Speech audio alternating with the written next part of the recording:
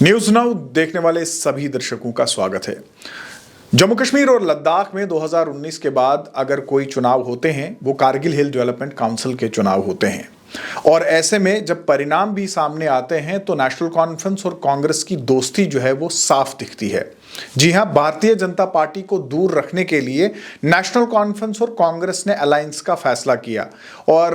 Party के सूत्रों के हवाले से हम बात करें तो उनका यह मानना था कि यह अलायंस जनवरी 2023 में ही तय हुआ था कि अक्टूबर के महीने में जब भी ये चुनाव होंगे कांग्रेस और नेशनल कॉन्फ्रेंस का अलायंस जो है वो रहेगा। और आपको मैं ये भी बता दूं कि जब इन इलेक्शंस के परिणाम सामने आए तो कहीं ना कहीं दोनों पार्टियां जो है वो इस अलायंस से काफ़ी खुश दिखी। लेकिन अब सवाल ये उठता है कि क्या ये अलायंस आगे भी जारी रहेगा। सूत्रों के हवाले से देखें तो ये भी बताया जा रहा है कि दोनों पार्टियों के जो सीनियर लीडर्स हैं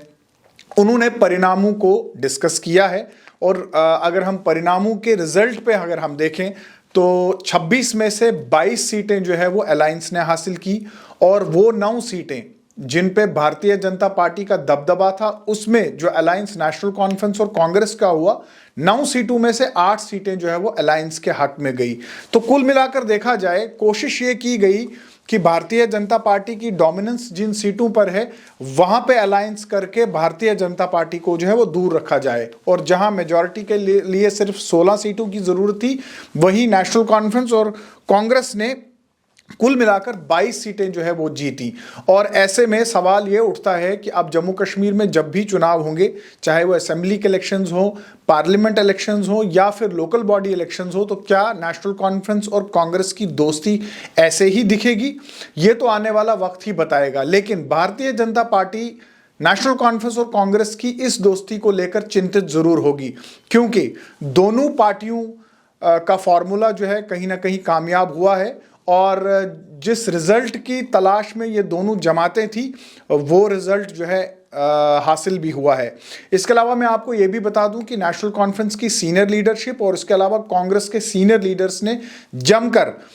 इलेक्शन कैंपेन में हिस्सा लिया और यूं तो इन इलेक्शंस में सिविक बॉडीज के इश्यूज रहते थे यानी वो इश्यूज बिजली पानी वगैरह, लेकिन इस बार दोनों जमातों ने 370 पर जमकर सियासत की और ऐसा लगता है कि लोगों ने 370 पर इनका साथ भी दिया है। साथ ही साथ आपको ये भी याद रखना होगा कि 2019 के बाद जम्मू कश्मीर और लद्दाख में ये पहला चुनाव था जिसमें लोगों ने हिस्सा लिया और